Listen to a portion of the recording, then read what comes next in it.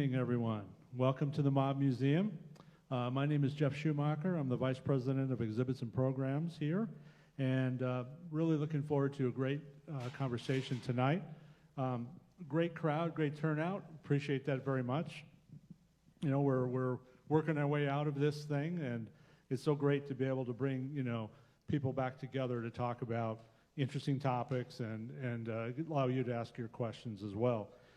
Tonight's program will be a conversation with Ori Spotto, who has written a new memoir called The Accidental Gangster, From Insurance Salesman to Hollywood Fixer. And we'll deal with all of that tonight. As you will soon hear, Ori's life has taken some fascinating twists and turns, and along the way he's crossed paths with well-known names from the world of organized crime, as well as the world of entertainment. Please join me in welcoming Ori Spotto to the Mod Museum.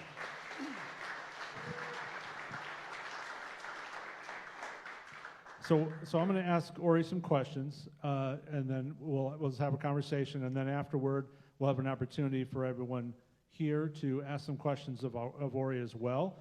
When we do that, we have the microphone off to the side, and so if you would raise your hand or come over to the microphone, we'll have you come over.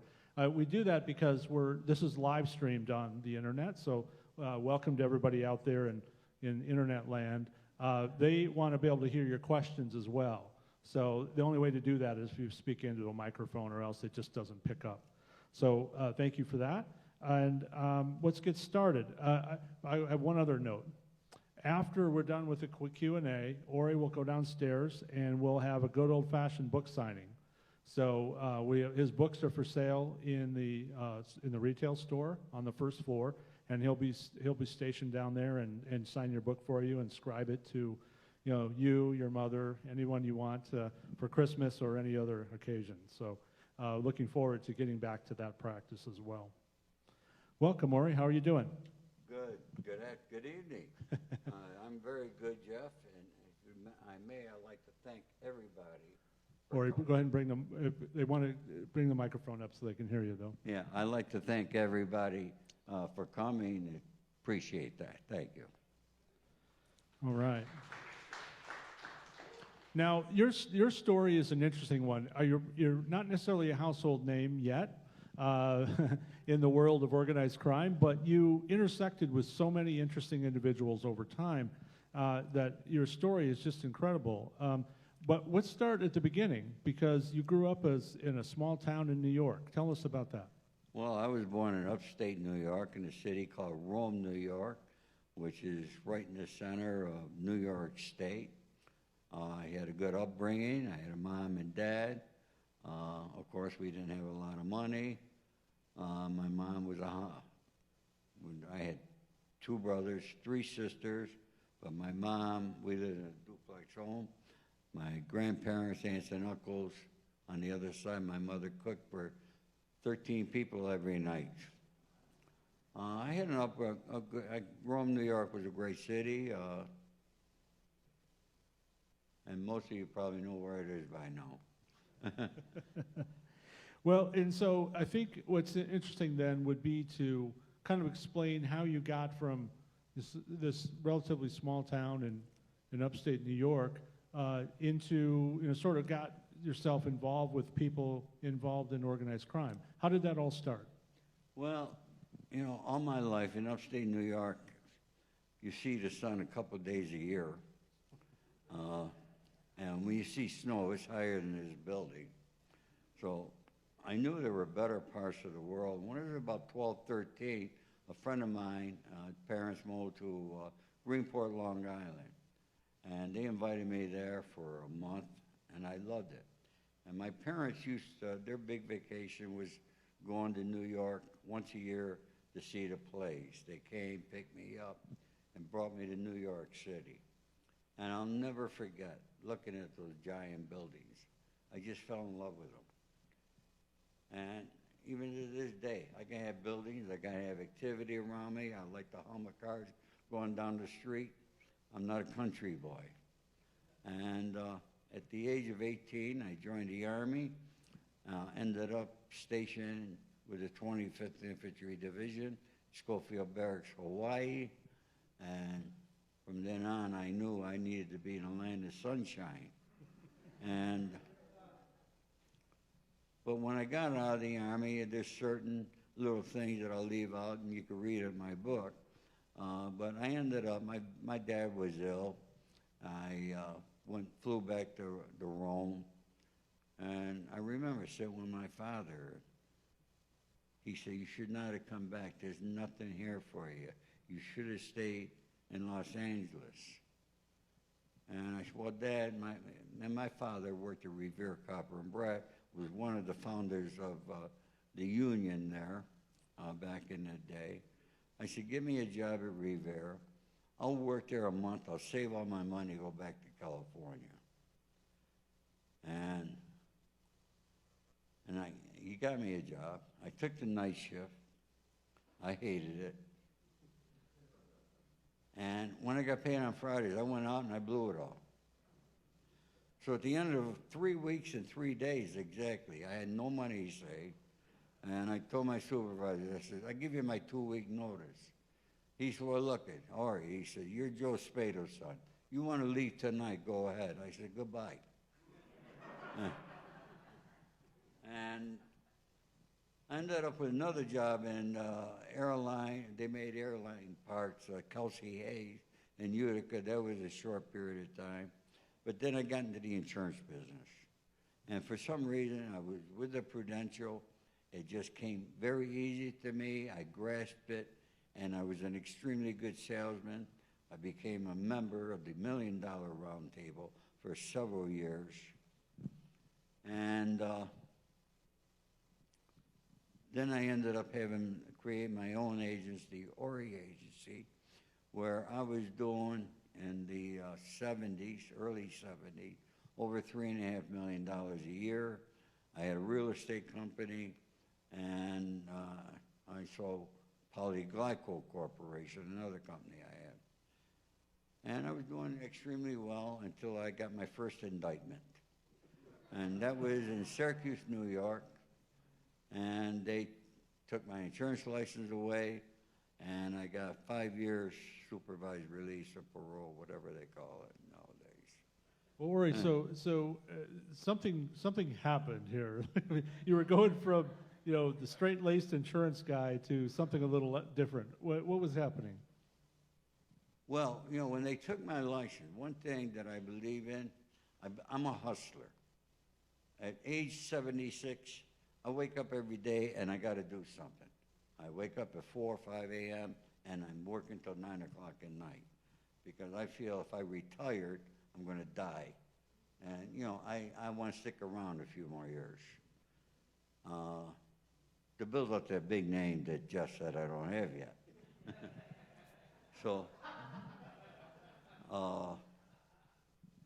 strike one for Jeff. But, I mean, not every insurance agent gets himself indicted. So what exactly kind of got you there? Well, it was the weirdest thing because, back in those days, we had upstate New York through Albany and New York City. We had it pretty locked down politically. So I knew I was not going to be indicted by the county, the state, or anything. And but 6 months before the statute of limitations would have ran out, I got indicted on 11 counts of mail fraud. And I was living out here in Los Angeles, and I used to take my messages on Fridays. A friend of mine had a hair salon in Hollywood. And I went there, and the girl said, "You got to call your lawyer." And I called Louis, and he said, "You've been indicted. 11 counts of mail fraud." I told him that you turn yourself in, you got to be in court in Syracuse Wednesday. I said, "Mail fraud? How the hell is this mail fraud?" Because insurance automobile dealer would send me a monthly statement along with a check. It's a standard practice. And I was living between L.A. and San Francisco, where my second wife was. And I remember going to the law library in San Francisco, and I started studying. One thing about me, when something happened, I'm going to study it, and I'm going to find out. And what mail fraud is. I mean, 'cause it just blew my mind. And I read a case where a guy broke up with his girlfriend and said, don't worry, I'll take care of you. I'll send you a few bucks every week. And he did. And when he felt he sent her enough, she sued him, got him indicted for mail fraud. Yeah, so these laws that we have in this country is something you're going to hear more about coming from me and a group of people that I just joined, but that's something for another time. But that was my first really take. You were involved, I think, sort of your entree, as I understand it, to sort of the world of organized crime was a lawyer named Frank Russo. Can you talk about him? Frank Russo. Frank Russo's father was the boss in upstate New York.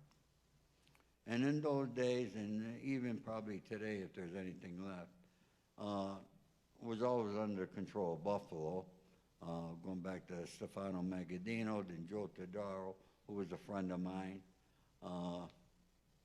But Frank's father was the boss, and then my grandfather was a skipper. He came over from Calabria. I'm Calabrese, I'm not Sicilian. But, you know, they didn't want it for our family, but I ended up in it quite by accident. I call it accident, but slowly Frank was introducing me to people in New York City. And one of the first people I ever met was Frank Costello. And I met Frank at the Waldorf Hotel. Now, one thing that Frank Russo did tell me, you don't talk unless you're spoken to. And so, and they were talking in Italian, so I didn't know what they were saying anyways. And, but when they were through, I mean, I'm sitting there, I'm looking at all the girls. And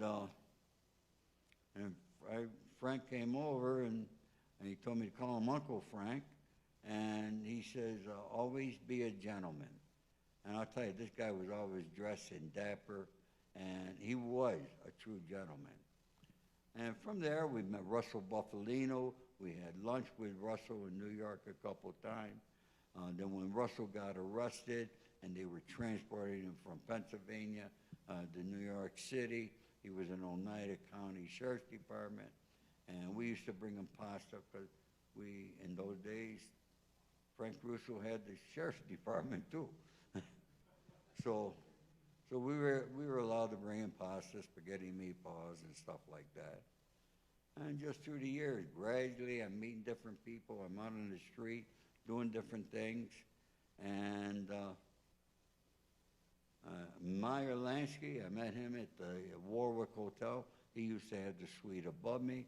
I used to walk with him in the evenings, him and his dog, down 54 to 5th Avenue, over to 57, down to 6th, back to 54.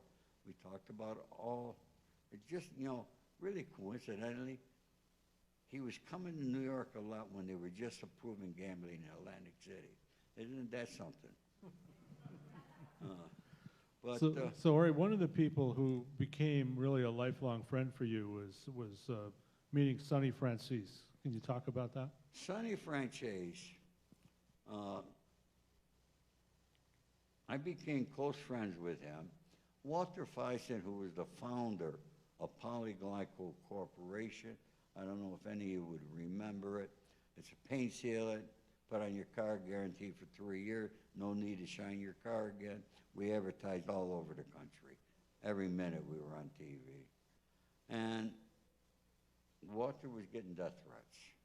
And I told him, Walter, nobody's going to call you up and threaten you. I said, forget about it. I said, it's a prank or something. And so he asked me to fly into New York because I was at my condo in Pompano Beach. And he was at his condo in Boca Raton. He asked me to fly in to close Victor Potomkin, who was one of the largest Cadillac dealers at the time. So I flew in, got there on a Monday morning, went to Victor's office, we closed him, got in Victor's limo, went to Club 21 for lunch. Well, we didn't have cell phones in those days. And Walter went to call his office, comes back, he's white as a ghost. And he leans over to me, he says, "Kid, I know you're wired in." He said, something's really happening. You got to stay till we find out. Would you do that? And he paid my expenses, of course. So I stayed. I called Frank Russo. He said, "Call Lou Perry," because Frank was in upstate. I called Lou Perry. He said, "I'll pick you up at 7 o'clock at your hotel." He picked me up. We went to a restaurant on 2nd Avenue, Trattoria Ciciliana, which was a great restaurant owned by Sonny's son-in-law, Eugene. And when I walked in, I could tell, like, I just have a knack when I walk into a restaurant or any place. I could look around. I know who's sitting where and so forth. I don't know. It just comes naturally. Or maybe it's just something we do from the streets. But I met with Sonny, and he was with his son, Johnny Franche, just a young kid, his daughter, Tina, his daughter, Gia, and his wife, Christina, that everybody called her Tina. And I sat next to Sonny. We whispered to each other. He took my office number, took my number in Florida, and said he would check into it, get back to me. I got violently ill. I got allergic to something I ate. I mean, I was bad. He had 2 of his guys take me to the hospital. Johnny Matera, otherwise known as Johnny Irish, and Red Krabby, 2 guys that I later got to know fairly well. And I'll never forget, I'm waking up in NYU, and the doctor's saying, "What's his name?" And these guys said, "Doc, you don't need to know his name. Just take care of him, get him better." All right? Then the doctor had the nerve to say, "Well, what's your name? I got to put a name." "Doc, you don't need to know our names either." And so what resulted was I was going to go back to run the 5 boroughs in New York for Walter for polyglycol. And so I took and there's somebody in the audience here who happens to know my second wife, and so I met this lady, this here. Thank you for coming. So we took 2 weeks to drive back to New York. No phones, no nothing in those days. And I checked into the Ramada Inn in Utica, New York. When I get there, and the bellman's bringing our bags, and the phone's ringing. And I'm thinking it's got to be for the people who just checked out of the room or something like that. And it just keeps ringing. So finally I answer it. It's my friend, Tommy DeMar. "Where the hell you been?" He said, "You got to be in New York Monday morning. Call Frank Russo right now." I called Frank. He said, "We got to be there. Pick me up Sunday." And Sunday, I drove to New York, and we met Sonny Franchise at the Russian Tea Room on 57th Street. I had to go get Walter Feisen, who happened to be in New York, and he had his stepson, Michael Franchise, which a lot of you probably know, was there, and it was Michael who was making the death threats. And this was my first sit-down ever in my life. And there's a rule about a sit-down. Again, keep your mouth shut until spoken to. But as we're sitting there, Walter's next to me, Michael's next to Sonny, Lou Perry and Frank Russo in the aisle. And this is before the restaurant opened, too, folks. And the other booth on the other side when the restaurant did open was Jacqueline Kennedy's. So, anyways, I didn't think Sonny was understanding it. So I said, "Sonny, let me put this in terms you might understand." I said, "Let's suppose somebody's moving in onto your territory in the Bronx. And I'm going to tell you, folks, if eyes could kill, I'd be dead right now. You never seen eyes look at you like those eyes." He said, "Don't think for one moment I do not know what's going on here." keep your mouth shut. You're young. I'm going to forget about this. And it went on, and Sonny sided with us. We won that sit-down. When we left, we're all walking outside. Sonny grabs my arm, walks me down the corner of Broadway and 57, and he says, "Kid, I love you." He said, "You got boss." He said, "From now on, you're with me." He said, "Anywhere in the country you go, you're with me. You understand? And I want you and your family at my home for Christmas." And that became a relationship of over 40 years, right up to his death a little over a year ago at the age of 103. And we'll come back to Sonny a little bit later. But I thought what we could do is sort of touch on some of the different individuals you cross paths with over time, Sure. and also some of the different schemes that you got involved in.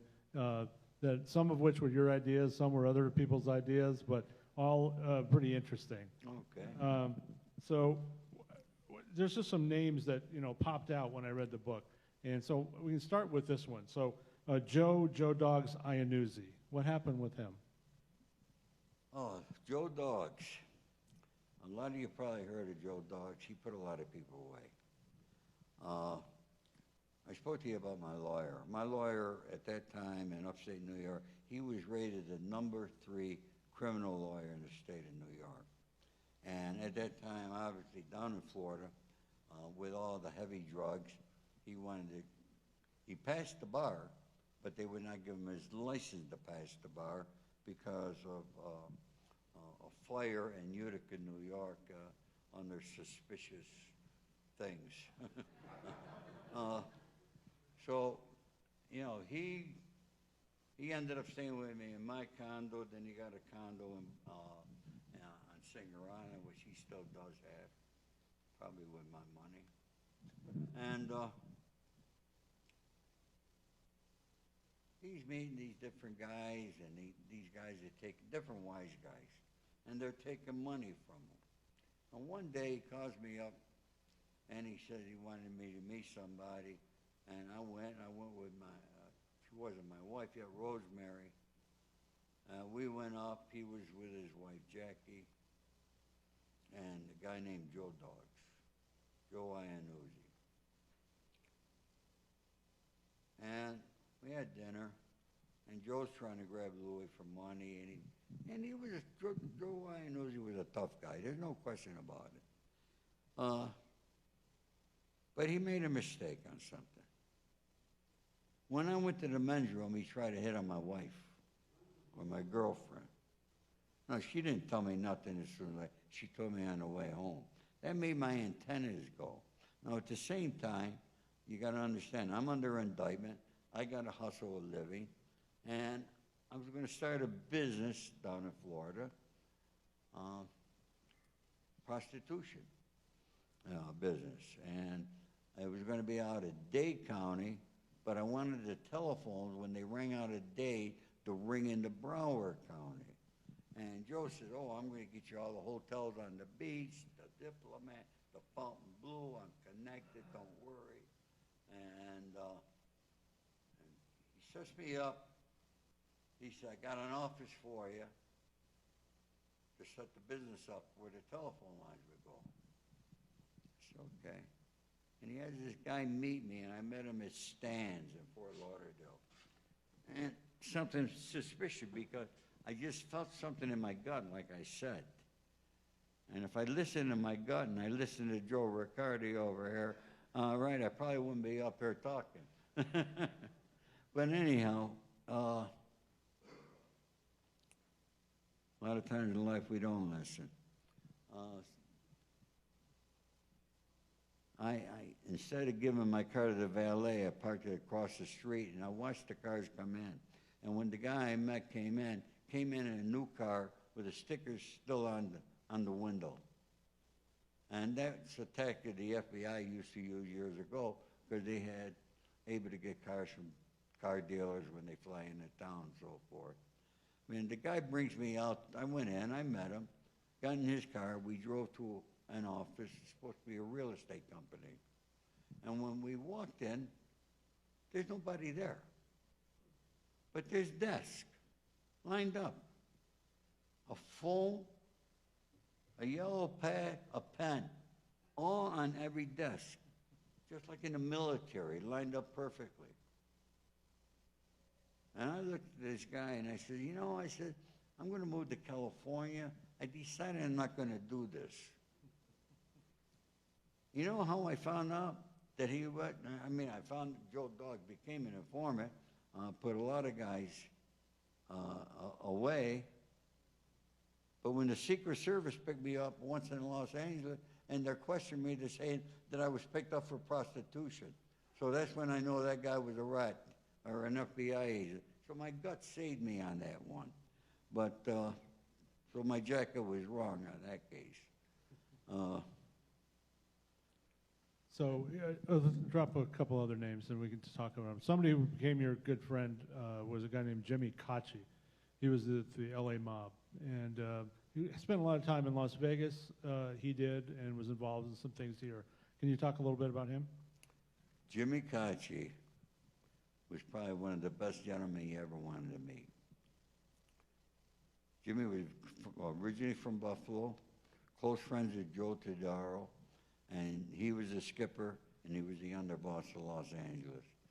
He and I became extremely close friends. I mean, we actually, because having that upstate New York accent, people thought we were brothers. And he did have a brother. Bobby Milano was a big singer, married to Keely Smith, great guy. His real name was Charlie Kachi. And Jimmy lived in Palm Springs. We did an awful lot of things together, Jimmy and I. Not only in Los Angeles, but Las Vegas. I picked Jimmy up. We used to take the back roads. I can't even find him. Jimmy could get here blindfolded. But we did an awful lot of things. There was an epic road trip I remember reading about. Can you talk about that? Oh, me and Jimmy were going back to New York. He was bringing his car. He was giving it to his grandson in Buffalo.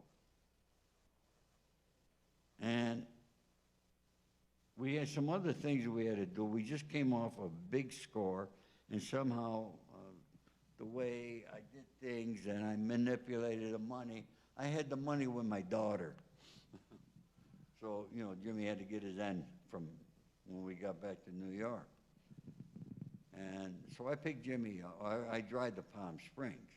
We get in Jimmy's car. We drive. The first place we go is to Arizona. Jimmy had some friends, owned a restaurant, some other guys from Arizona. We stayed overnight there. Next day got on the road. And there's a true saying about Jimmy Kachi. If Jimmy Kachi asks you to take a ride, don't get in his car because you're going to end up in Buffalo, New York. But Jimmy, we stopped New Orleans, Fort Lauderdale, then New York City, where we met a lot of guys, Rayo, were here and there. And then finally to my daughters, the day before Christmas Eve, the 23rd of December, I give Jimmy his money. Jimmy loved the horses. His nickname was Horse. I give his money. Whenever I made a score, the first people I took care of, give my kids some money, my mother, so forth. And I had to go into Buffalo, and I went there after Christmas. And Jimmy picks me up, brings me to the hotel, and he said, I'll pick you up in the morning. I said, okay. Now in the morning he calls me. He said, look, pick me up on, and I can't remember the street, but I knew there was an OTB parlor there. So I took the taxi. And Jimmy's pacing back and forth in front of the place. And I get out, I go, Jimmy, please don't tell me you fucking lost all the money. And he did. He said, give me, he had a magic number, $240. He said, well, 140 grand. I said, Jimmy, I'm not giving you the money. I said, we got to get to Chicago. We got to do what we got to do there. And, but I stayed in Buffalo. I mean, it's in my book. There's some funny stories about when the police stopped us for a DUI or something. But they didn't give a ticket to Jimmy. They brought us to the police station and just had us sitting on benches like those. And I'll never forget, you know, I said, look, I could drive, he can't. They said, you could drive, take the test. And they put me through the test, I failed. They said, you ain't driving. Thank God Jimmy's brother-in-law came and got us. And, well, we sobered up, and now we went to Chicago to do what we had to do. And in the meantime, every place we were at, the FBI knew every place. And the FBI thought that I took my button to become a made member, and that Jimmy was bringing me around the country to become a made man. Yeah, quite as Jimmy, the last time I spoke to Jimmy Kachi, I was in prison at Lompoc. I remember calling him up, and I could tell through his voice. He just got out of the hospital. And I told him, I said, Jimmy, you got to call Betty. You got to get back, see the doctor. I said, let me know. I said, I'll keep calling you. And that day I called. For weeks I'm calling, no answer. And then I called, and the phone is shut off. And that's how I knew Jimmy Kachi passed away. Eventually his sister and his son got a hold of me and let me know. But that's how. Yeah, Jimmy was, and the arguments with Sonny Franchise I have, Sonny would say, you're with me in New York, and Jimmy saying, you're with me, fuck Sonny Franchise, and going back and forth. But yeah, that's Jimmy Kachi, a really good guy. I loved him. And you know, folks, I want to make this here statement. You know, I don't talk bad about anybody in my book, except maybe for a couple confidential informants. You know, these people were my friends. They were good people. And what people don't realize, you know, they think gambler, they think we live a glamorous life. It's not a glamorous life, folks. All right? I talked about hustling in the insurance business, hustling on the streets. Imagine waking up every morning, because we're not civilians like most people here. We got to make a living every day. Get up, you got to think, you got to do it while you're being followed by the FBI, LAPD, Gangster Squad. It's not easy, okay? So I want you to know that. We'll come back to some of that as well, but I think one of the more, unusual things that you did was robbing the jail. Can you talk about that? Well, a lot of people in Los Angeles know me as the guy who robbed the LA City jail. Cable boxes. This was a very interesting situation. We had some buyers out of Florida that were looking for cable boxes. And one day, it was a Sunday, I want to cut it short, a friend of mine in the entertainment business, he blew up cars and those stuff. He had his own semi. And on a Sunday morning, his wife calls me. He says, Kevin found the cable boxes. They're at the LA City jail. They're filming a movie. I said, tell him to put as many in his truck as he can and bring them home. And I called my friend Jerry Zimmerman. We went to the house that night. Then we had the cable boxes transported to a warehouse we had. The guy come in from Florida. We'll take this one, this one, this one. Boom, 15 grand. Now, by this time, I know how many cable boxes are in there. I made one trip. Now, the old LA City jail sits right across from the police academy in Los Angeles. And on one end, they allow people in the industry to film a lot of movies you see. They probably show that jail. The other end, they had a little a gym for people, in the gangs and so forth. A lot of them were there. And we actually changed the locks and had our own locks. And I did everything. Jerry Zimmerman was my buffer. And when I say buffer, I didn't make the appearance. I had Jerry go, he did this, he did that.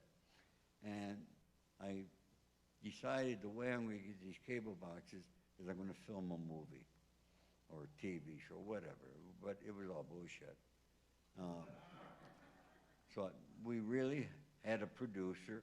We had real live actors. I had a food wagon like you can't believe. I'm at a hotel. Across the hall from me, I got the guys from Florida with the cash.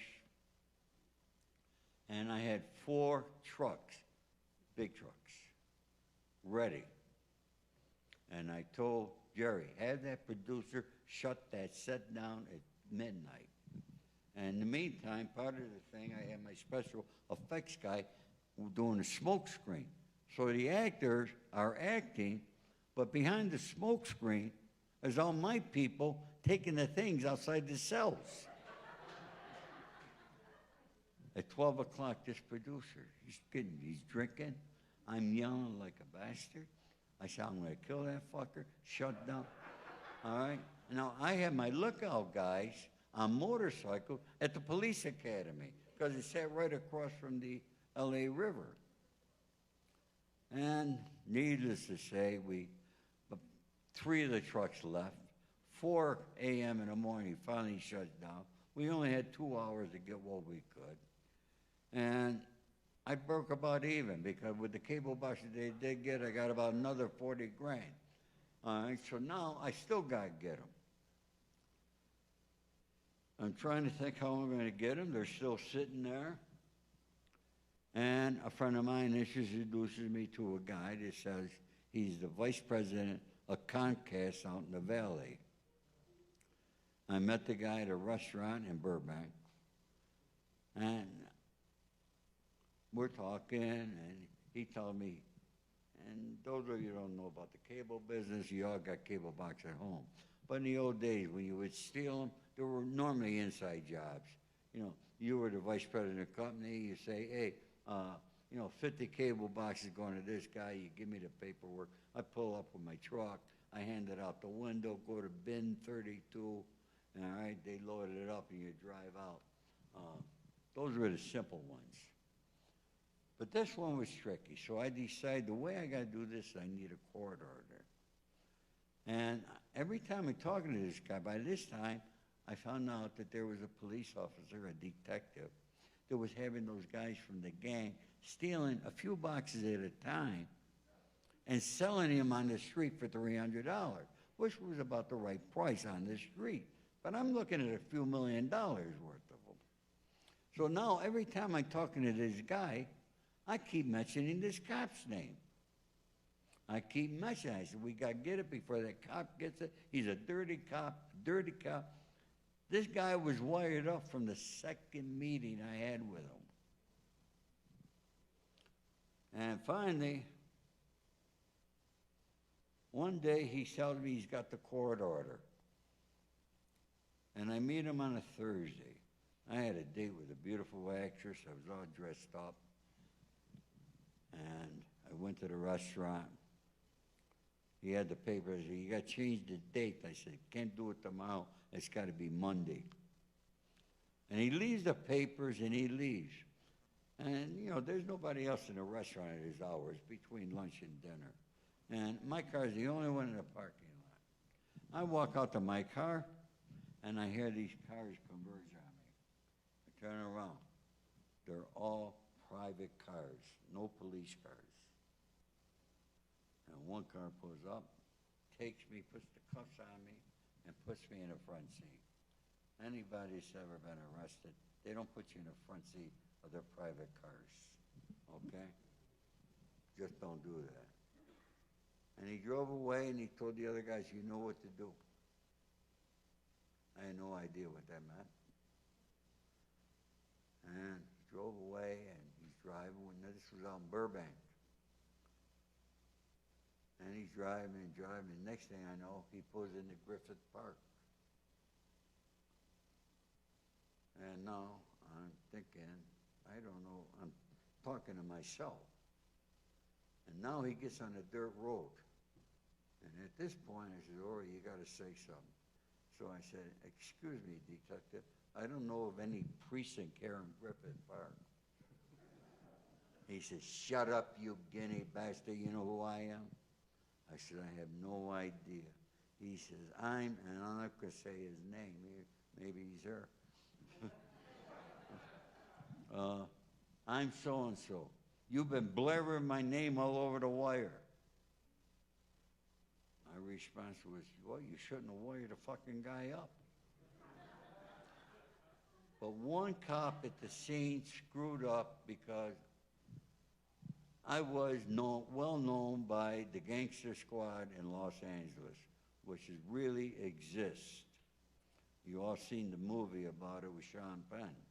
Really exists. One cop went over the two-way radio, said we got Ori Spado. Sewell and Bannister, the main guys from the LAPD OIC, heard it, and they said, you get Spado down to Parker Center. And folks, I gotta tell you, I was never so happy to see a police station. All right? Because if that did not occur, trust me, I'd be dust buried in Griffith Park today. Just to wrap that one up, I mean, you did get charged for the cable box deal, and you didn't go to jail though? I didn't go to jail because the guy that was wired up was a pedophile, and they didn't want to use him at trial, and they offered me 3 years probation. I took it, state probation. So there's so much in this book, and we even shouldn't get to it all in one sitting. But I do want to touch on the Hollywood fixer part of this, of your subtitle, because later you became really involved, a little bit more involved with the entertainment industry and helping people out in different ways. Kind of explain that Hollywood fixer label. Well, it was just, I have a fairly good knack of talking. Motivating people to do the proper thing. And I was friends with Dino De Laurentiis, Ralph Serpi. And their offices were at Cannon Drive in Beverly Hills. We were sitting there one day, and this was back in the 70s. And they were having a problem. A film was going behind budget. Some actor was giving the director a very difficult time, which happens often in Hollywood. And I just volunteered. I said, I'll handle it. Let me go talk to the guy. I can convince him to do the right thing. It was really going behind budget. And, they want these films to come in on budget. So I went and I handled it very nicely. I took them in. I made him understand. I did it in terms that he understood. And, it worked out good. They were happy. And they talked to me about other people, and surely other people were calling me, agents, lawyers, studios, and I've done a lot of favors for a lot of people in Hollywood. I never discussed their names. That was part of just me. I don't like to mention a lot of names. I do mention one name in my book, and that's for a very specific reason. I can get into why I mentioned Naomi Campbell's name. But I'm the guy, I kept the stalker away from her. I found him. The hardest thing is to find somebody. And I was able to find a guy who was in Long Island. I sent a couple guys to go visit the guy. They put him on the phone with me. And I talked to him over the phone.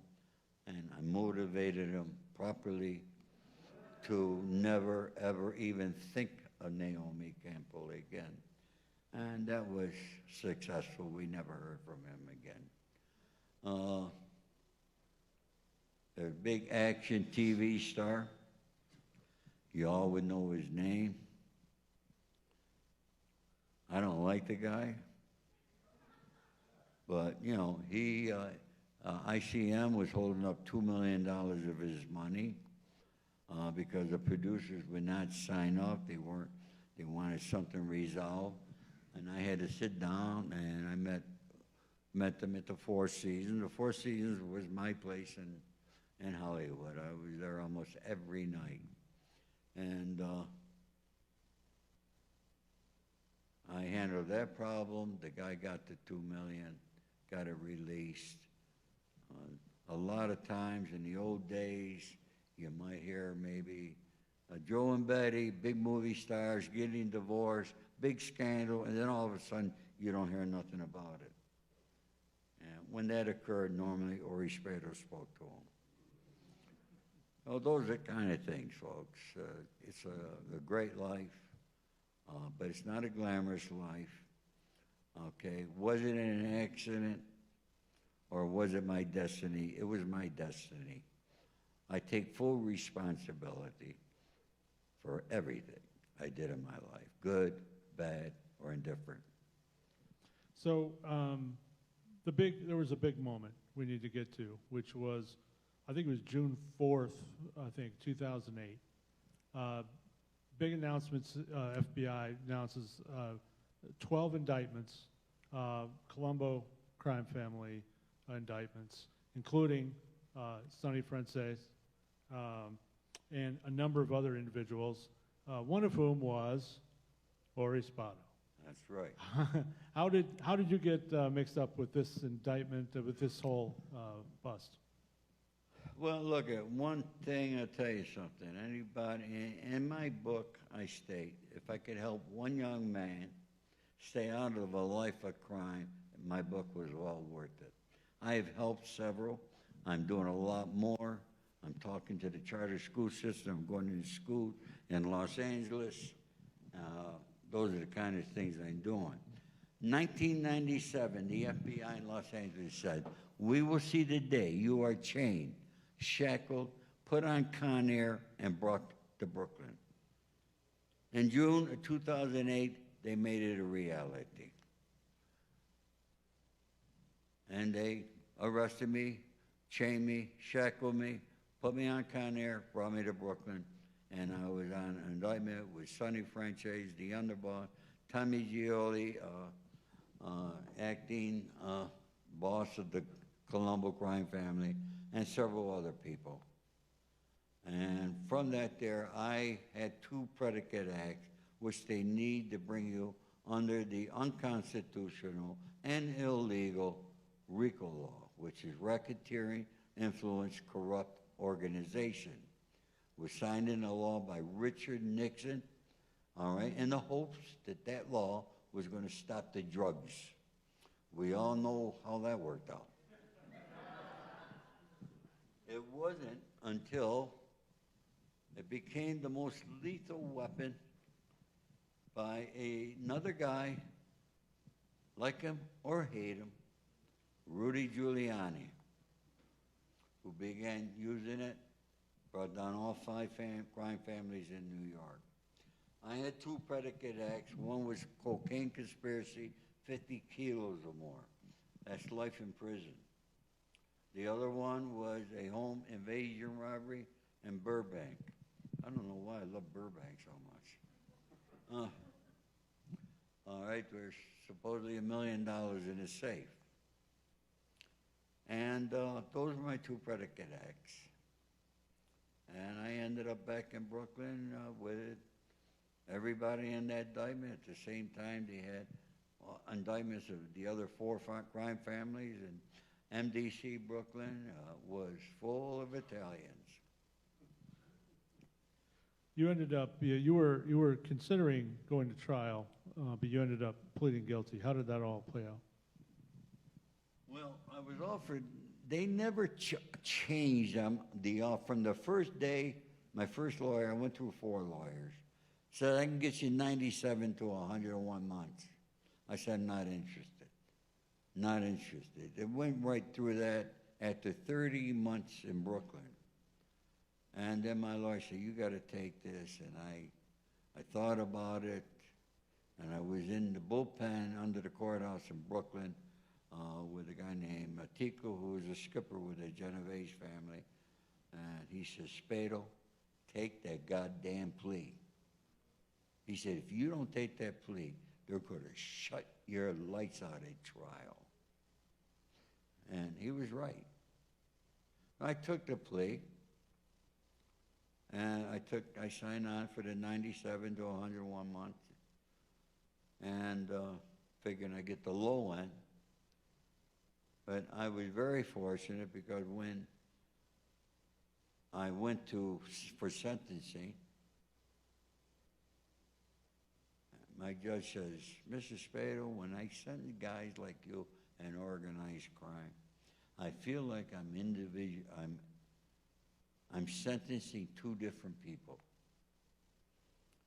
He said, on one hand, we got the nicest guy in the world, takes care of his friends and his family. He said, but on the other hand, he said, anybody can dispatch people anywhere in the world is a very violent person.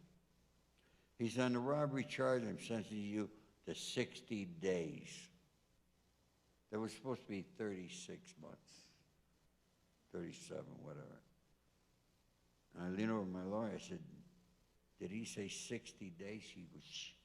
He said, Mr. Spado, on the 924C gun charge, my hands are tied by Congress. It is a 60-month sentence. So therefore, your sentence is 62 months. I couldn't believe it. And that's what I got. I got 62 months. And the U.S. attorney jumped on the desk yelling and screaming, and he looked at her and he said, as far as I'm concerned, you charged Mr. Spado twice for the same crime. It's 62 months. And I finished my time out at Lompoc, up in Northern California. I did all 5 years, never informed against nobody. It's not in my blood. I was not taught that by Sonny Franchise or any of these other people. It was a lesson that my father instilled in me when I was young. I want to make that clear. So you served time, and then, I mean, you made a decision somewhere in there that you were going to leave this life of crime and take a different route. How did that all come to play? Well, you know, we had over 3,500 hours of discovery. That's 3,500 hours of wiretap. I was on 11. If you're on one wiretap, it's one too much. And here I am in California, and I'm listening to these things with my co-defendant, and I'm hearing all my friends talk. Every other goddamn word out of their mouth was Ori Spado. Look how he lives in California. Everybody knows him in Beverly Hills. And, you know, the jealousy was, I can't even begin to tell you. But you know what? I knew the life was dead. There was no future. I promised my children. My children were there. Financially, making sure I had money in my commissary. One gentleman over here. That was about it. And my friends in London. Yes, my friends in London are the best in the world. They're great guys over there. Nobody else was helping me.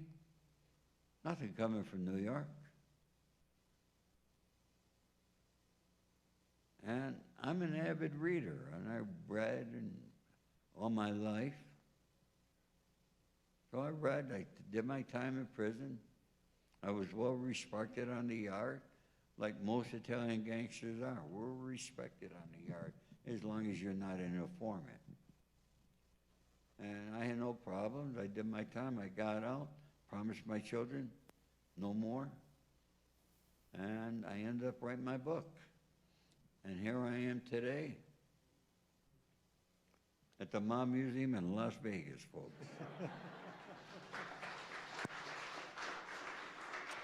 So does it still make me a gangster?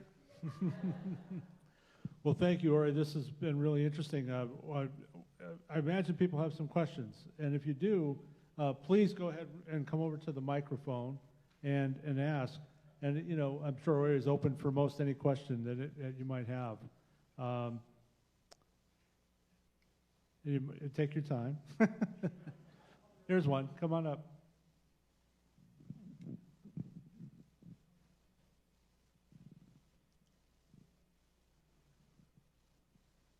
Hi, Ori. Sorry, Hey, I how can't you doing? resist the microphone. I was hoping you'd tell the story when you were a young man in the military and you tried to extort a brothel. Oh my God. You know, I've had a lot of people want to kill me. I don't know why. I think I'm a nice guy. When I was stationed in the Army in Hawaii, Schofield Barracks, there was a friend, Harry and Joe. And Harry said, hey, they come, you know, look, we're young, we're 18 years old, you know, full of iro or high testosterone levels. And he said, look at my friend, he runs this cat house in Waiawa. And, you know, if we send guys there, we can get girls for free. And I sat there and I thought about it. I said, look, we're in Waikiki. We got Waikiki, because I was there every weekend, every day almost. I said, we got all the girls we want. Why do we got to go pay for them? I said, this guy making a lot of money? Yeah, he's got a lot of girls. I said, I think we should get an end of it. I'm 18 years old, I'm thinking like this. I don't know why, okay? But it was just something that interested me. And so make it make a short story. I started talking to the guys. I had Joe and Harry going to back me up. I got no problems, right? So I'm talking to the guy, and finally he takes a meeting with me, and I pick him up. I'll never forget, driving to the house. I had to borrow somebody's car. I drive the house, and I'm sitting there. And the girls are coming out on the porch. Oh, come on in, Ori, come on in. Whatever you want. No, thank you. All right?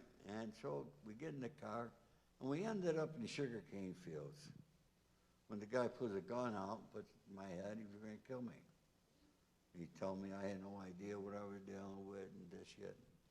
And I just came back with, I said, oh, go ahead. I highly recommend pull that trigger. I said, but tomorrow they'll find you in the fucking water and you'll be cut to pieces. I came out with something. And it worked. And, you know, I'm here again. So, I don't think it's been 9 times, so I'm sticking around, folks, till I'm 105. Anyway, long story short, he tells me he's not the big guy. The big guys were down in Waikiki and Hilton Head, and they had houses all over the island. So this was a seriously big operation. And now Joe and Harry back out. And I got nobody, and now the people in Waikiki at Diamond Head want to meet me. I ain't going down there. I got no backup. I'm not that crazy. And they were calling me every night. And, you know, it's not like I had a telephone. They had to call the charge of quarters, CQ. And finally I told CQ, I said, anybody call for me? Tell them I got transferred to Vietnam. And that's how I ended that one. Joe, we have another question. Go ahead. Hi, you mentioned Sonny Francis. They say he's a man's man. Huh? And Sonny Francis, he did 50 years for, I think they charged him with robbery, and to the day he swear he had nothing to do with it. I believe him. I know what your thoughts are on the RICO laws. What are your thoughts on law enforcement charging someone for a crime that they probably did not commit? Do you have any thoughts on Sonny Francis' case particularly? You mean thoughts on crimes or Well, people being in prison for things they didn't do? Correct. Okay, as far as Sonny, he didn't do the whole 50 years for that crime. Right. All right, he got out the first time after 12 years. Okay. But Sonny was probably one of the most violated individuals. And you know, I want to make this very clear. Sonny was not a stupid guy. Sonny was a very intelligent individual, okay? Did he get screwed on that? Yes, absolutely. There's supposedly some information out there that he did, but I don't have that. I don't know where it is. Most people are dead now. There are a lot of people in prison for things they didn't do. The United States is 5% of the world's population, folks, but yet we house 95% of all inmates, something like that. We house more prisoners than any other country. We have a penal system that's not working, it's broken down. The recidivism rate in prisons is extremely low. We are only a dollar sign to the Bureau of Prisons. They don't want to teach us things to come out of prison. Because most of the people are going to get out of prison someday. They want you to violate and go back. Thank you. Yeah, a follow-up question on that. Michael Frances said that what took down the mob was that mobsters started to fear the law more than each other. And I don't know what your view is with him, and I know he says he turned, but he didn't get anybody in trouble. Say, I can't hear you. I'm so sorry. Can you hear me okay now? Yeah. So Michael Frances said that what took down the mob was that the mafia members feared the government more than other mafia members.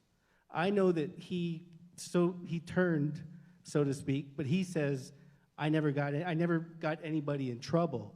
I wanted to get your thoughts on just his view of what took down the mob.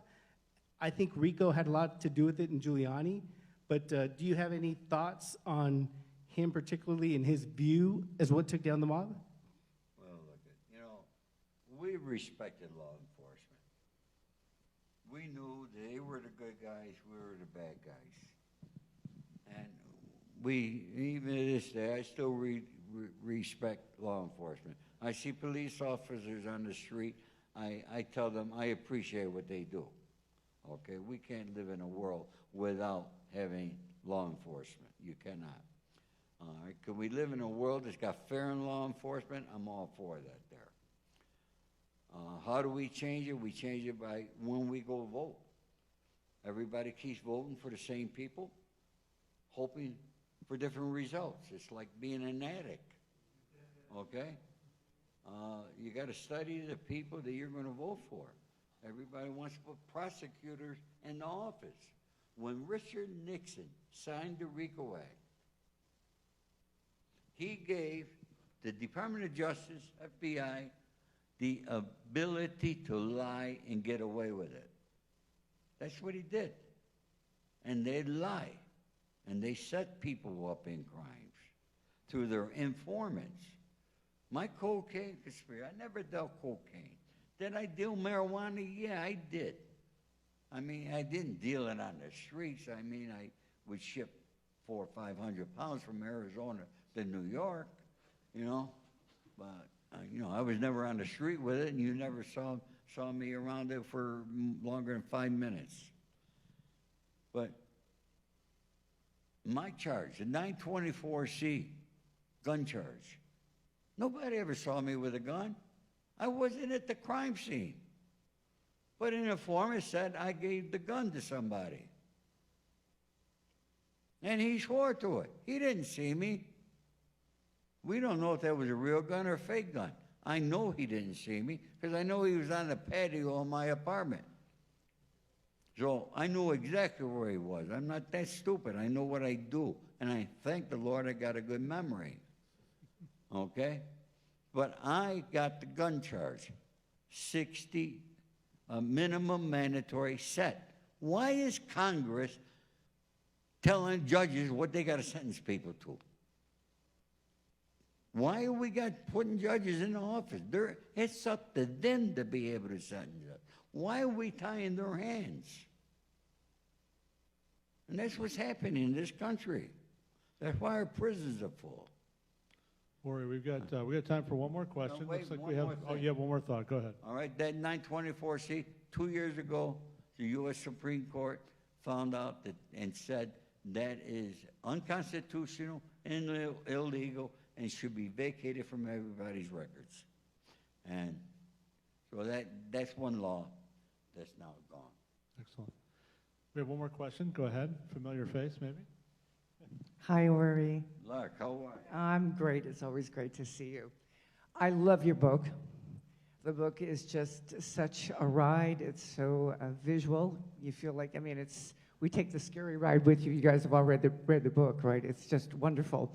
But you also spoke of the fondness of several cities, know how you love Florida, but I know how you love San Francisco, and you took many trips to Las Vegas that were quite fun and festive, weren't they? Did you, I believe I recall one of the stories was you came here, you had a knack for the gift of luck, and you would come here, win some money, and go start up another business. Hang on, I'm gonna, folks, I apologize. I can put my earring again. I wondered if you had any particular Vegas story you could share that you liked. Mark, forgive me. He had to get his hearing aid fixed up. I hate wearing these with a mask, because every time I take the mask off, these want to come off. Boy, don't film this, guy. Okay, Lark, go ahead. Well, I was referring to how, I love the book and the stories, and your fondness for San Francisco and your fondness for Las Vegas. You won money, lost money, had businesses, lost money, had millions, lost money. I don't know how many times. I don't know anybody who's reinvented themselves more times than you. But could you share with us maybe a Vegas story? Because you were here quite a bit, living the life. I lost a lot of money. Well, you won some money, too, a couple times. I lost a lot of money. That's right, you lost a lot of money. I lost a lot of money. Microphone. I hate this partition because it's like I know. I can't hear. Well, she just wants you to tell a story about Las Vegas. Something that happened to you in Las Vegas. Las Vegas. I began coming to Las Vegas in the 60s. First place I ever stayed was a Stardust. I was treated like royalty. That's when Las Vegas was really Las Vegas, folks. You walked in a casino, the dealers, everybody, they knew your name. They remembered your name. You walked in. Ori, what do you need? Want lunch? Want dinner? Go here, go there. What show you want to see? I never paid for nothing. I never paid for a room in this town. Actually, because of the fact that I never paid for a room, I don't come here because I would have to pay nowadays.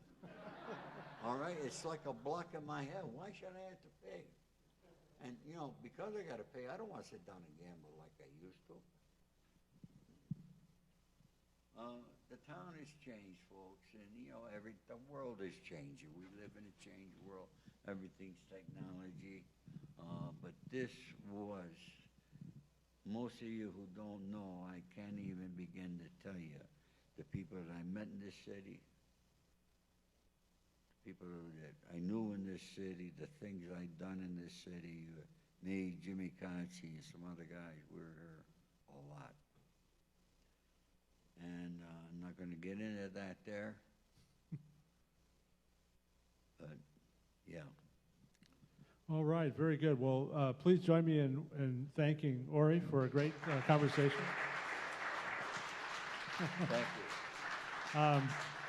We're gonna go down. I hope everybody wants to get Ori's book. It's for sale in the store, and we're gonna wander down to the first floor right now and be available to sign books. So thank you all very much.